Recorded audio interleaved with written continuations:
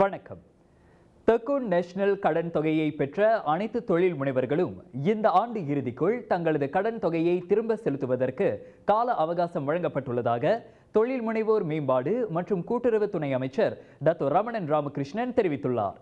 2020ஆம் ஆண்டில் நாட்டில் ஏற்பட்ட கோவிட்-19 தொற்றினால் பாதிக்கப்பட்ட தொழில் முனைவர்கள் அதிலிருந்து மீள முடியாமல் இருப்பதை கருத்திற்கொண்டு கடனை திரும்பச் செலுத்தும் காலம் நீட்டிக்கப்பட்டுள்ளதாக இன்று 2024 தெக்கூன் நோன்பு பெருநாள் உபசரிப்பு நிகழ்வில் கலந்து கொண்ட பின் செய்தியாளர்களிடம் பேசியபோது அவர் தெரிவித்தார். உண்மையில் கடன் வாங்கியவர்களில் சிலர் ஒவ்வொரு நாளும் அதனை திரும்பச் செலுத்த முன் வருகிறார்கள். கடனை திரும்ப செலுத்துவதில் அவர்கள் தீவிரமாக முயற்சி செய்வதால் நாங்கள் அவர்களுக்கு அதிக கால அவகாசம் கொடுத்திருக்கிறோம் என ரமணன் தெரிவித்தார். இந்த ஆண்டு கடனை செலுத்தாதவர்களின் எண்ணிக்கையை ஒற்றை இலக்கமாக குறைக்கும் இலக்கையும் வைத்துள்ளோம். இந்த இலக்கு வெற்றியடைவதை உறுதி செய்ய தெக்கூன் நேஷனல் தலைவர் அப்துல்லா சனி அப்துல் ஹமீத் தலைமையின் மீது தாம் நம்பிக்கை வைத்திருப்பதாகவும் ரமணன் கூறினார். தெக்கூன் நேஷனலின் கடன் பெற்றவர்களில் 1,37,520 பேர் 6 மாதங்களுக்கும் மேலாக நிதியுதவி பாக்கி வைத்துள்ளதாகவும் இந்த ஆண்டு ஜனவரி வரை அந்த தொகை 1.1 பில்லியன் ரிங்கிட்டாக இருந்ததாக கடந்த மார்ச் 2ஆம் தேதியன்று ரமணன் கூறியிருந்தார்.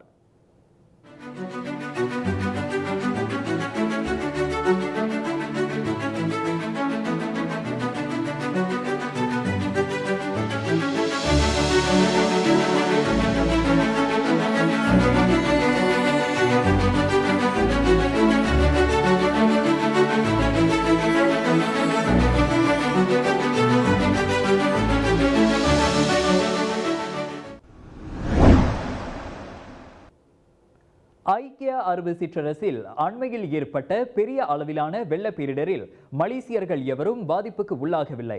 கடந்த செவ்வாய்க்கிழமை ஏற்பட்ட அந்த வெள்ள பேரிடருக்காக ஐக்கிய அரபு சிற்றரசிற்கு வெளியுறவு அமைச்சு அனுதாபம் தெரிவித்துக் கொண்டுள்ளது. இதுவரை அந்த பேரிடரில் மலேசியர்கள் எவரும் பாதிக்கப்பட்டதாக கண்டறியப்படவில்லை என வெளியுறவு அமைச்சர் டாக்டர் ஸ்ரீ முகமது ஹசான் தெரிவித்தார். அங்கு ஏற்பட்ட வெள்ளத்தினால் 4 உயிரிழந்தது குறித்து மலேசியா ஆழ்ந்த அனுதாபத்தை தெரிவித்துக் கொண்டது. 75 ஆண்டுகளுக்கு பின் அங்கு முதல் முறையாக அளவுக்கு அதிகமாக பெய்த மழையினால் ஏற்பட்ட மிகவும் மோசமான வெள்ளம் இன்று சீரடைந்தது. வெள்ளத்தினால் பாதிக்கப்பட்டிருந்த விமான சேவைகள் உட்பட இதர அனைத்து நடவடிக்கைகளும் மீண்டும் வழக்கு நிலைக்கு திரும்பின. துபாயில் ஏற்பட்ட வெள்ளத்தில் மலேசியர்கள் எவரும் பாதிப்புக்குள்ளாகவில்லை என துபாயில் உள்ள மலேசிய தூதரக அலுவலகம் தெரிவித்திருப்பதாக முகமது ஹசான் தெரிவித்தார். சுவாச பிரச்சனை, சளி, இருமலுக்கு உகந்த தீர்வு சைலஜா பேபி ஹெர்பல் கிரீம். துளசி, கரிஞ்சீரகம், கிராம்பு போன்ற மூலிகைகளால் கொண்டு தயாரிக்கப்பட்டுள்ள சைலஜா பேபி ஹெர்பல் கிரீம் உங்கள் குழந்தைக்கு சிறந்த தேர்வு.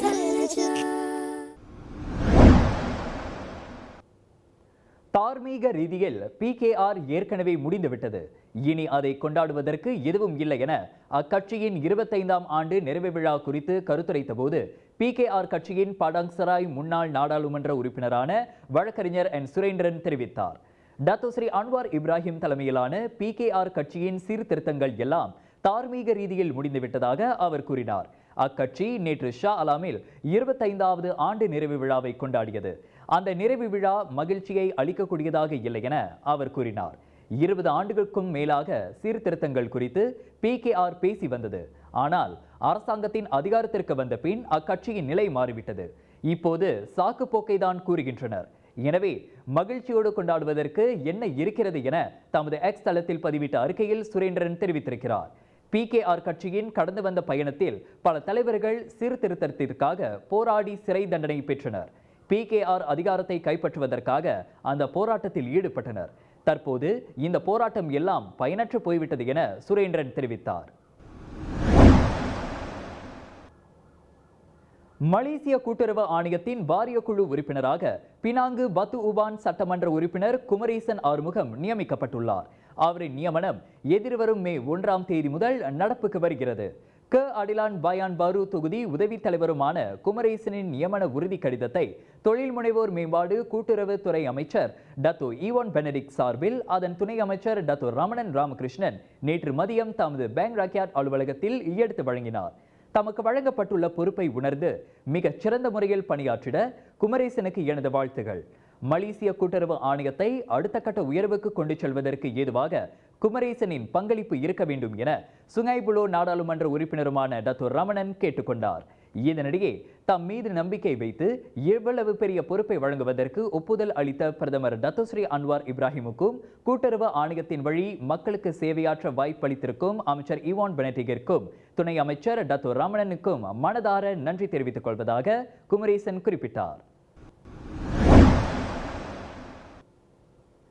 பத்தாலிங் ஜெயா டிஸ்போசல் லிங்க் நெடுஞ்சாலை திட்டத்தை ரத்து செய்வதற்கான அண்மைய முடிவை மறுபரிசீலனை செய்யுமாறு பத்தாலிங் ஜெயா குடியிருப்பாளர்கள் குழு அரசாங்கத்திற்கு கோரிக்கை விடுத்துள்ளது. போக்குவரத்து நெரிசலை குறைக்க அந்த நெடுஞ்சாலை தொடர்பு திட்டத்திற்கான வளர்ச்சி முக்கியமானது என பத்தாலிங் ஜெயா தாமான் மீடான் மக்கள் பிரதிநிதி ரசாலி அப்துல்லா தெரிவித்தார். தாமான் மீடானில் நெரிசலில் சிக்கி தவிக்கும் மக்களை பார்க்கும்போது அதற்கான காரணங்கள் தெளிவாக தெரியும் என இன்று செய்தியாளர் கூட்டத்தில் அவர் கூறினார். இப்பகுதியில் கட்டிடங்கள் மற்றும் குடியிருப்புகளின் எண்ணிக்கை அதிகரித்துள்ளதால் மக்கள் அதிக அளவில் குடியிருப்பதையும் அவர் சுட்டிக்காட்டினார். கடந்த வாரம் திட்டத்தை தொடரப்போவதில்லை என்ற அரசாங்கத்தின் அறிவிப்பை தொடர்ந்து நெடுஞ்சாலையின் சீரமைப்பை மறுபரிசீலனை செய்வதற்கான கோரிக்கைகளை பரிசீலிப்பதற்காக பிஜேடி சாலை இணைப்பின் மேம்பாட்டாளர் தெரிவித்தார். புத்ராஜயா நிர்ணயித்த 11 நிபந்தனைகளில் 6 நிபந்தனைகளை அந்த நெடுஞ்சாலையின் ஒப்பந்த நிறுவனம் ஏற்க தவறியதை தொடர்ந்து அந்த திட்டம் தொடரப்படாது என ஒற்றுமை அரசாங்கத்தின் பேச்சாளரான ஃபஹ்மி ஃபட்சேல் ஏப்ரல் 17ஆம் தேதியன்று தெரிவித்திருந்தார். பிளாஸ்டிக் பைகளை கடலில் எரிந்து சுற்றுப்புற தூய்மையை ஏற்படுத்தும் உலக நாடுகளின் பட்டியலில் மலேசியா 5வது இடத்தை பெற்றுள்ளதாக பிரிட்டனின் எரிபொருள் சேவை நிறுவனமான யூட்டிலிட்டி பைடர் தெரிவித்துள்ளது. ஒவ்வொருவரும் ஒரு ஆண்டுக்கு தலா 2.3 சுழியம் கிலோகிராம் பிளாஸ்டிக்கை கடலில் வீசுவதாக அந்த நிறுவனம் வெளியிட்ட ஆய்வில் கூறப்பட்டது. பிளாஸ்டிக் கழிவுகளை அதிகமாக ஏற்றுமதி செய்யும் நாடு, பிளாஸ்டிக் கழிவுப் பொருட்கள் குப்பைகளை அதிகமாக கொண்ட நாடு மற்றும் குப்பை கழிவுகளை அதிக அளவு தவறாக கையாளும் நாடு என்பதன் மூலம் பிளாஸ்டிக் மூலம் ஏற்படுத்தும் சுற்றுப்புற தூய்மை கேடு ஆய்வை யூட்டிலிட்டி பைடர் மேற்கொண்டது. பிளாஸ்டிக் பைகளை கடலில் வீசி சுற்றுப்புற தூய்மை கேட்டை ஏற்படுத்தும் நாடுகளின் பட்டியலில் பிலிப்பீன்ஸ் முதல் இடத்தை பெற்றது. அந்நாட்டு மக்களில் ஒவ்வொருவரும் ஒரு ஆண்டிற்கு 3.3 கிலோகிராம் பிளாஸ்டிக் கழிவுகளை கடலில் எறிவதாக அந்த ஆய்வில் தெரிவிக்கப்பட்டது.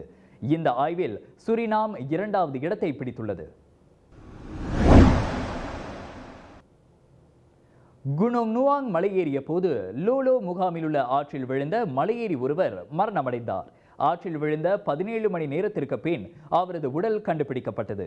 ஆற்றில் விழுந்த இடத்திலிருந்து 4 கிலோமீட்டர் தொலைவிற்கு அப்பால் 36 வயதுடைய அந்த மலையேறியின் சடலம் நண்பகல் 1 மணி அளவில் மீட்கப்பட்டதாக ஸ்லாங்கூர் தீயணைப்பு மற்றும் மீட்புத் துறையின் உதவி இயக்குனர் அஹமத் முக்லிஸ் முக்தார் தெரிவித்தார்.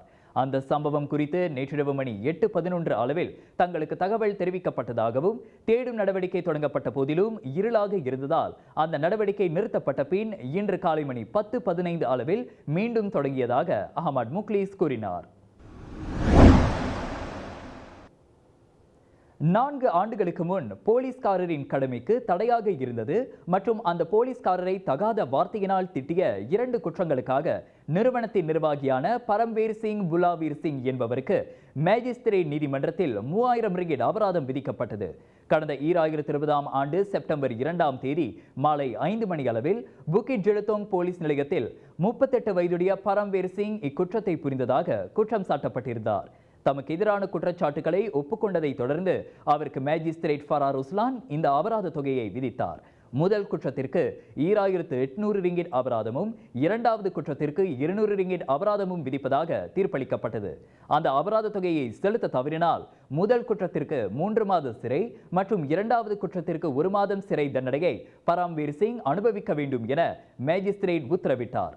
அதனைத் தொடர்ந்து பரம்வீர் சிங் தமக்கு எதிரான அபராத தொகையை செலுத்தினார். மேலும் பல ஆன்மீக செய்திகளுக்கு வணக்கம் மலேசியாவுடன் இணைந்திருங்கள். எங்கும் எப்போதும் வணக்கம் மலேசியா. நான் மகேந்திரன் அறிவொளி.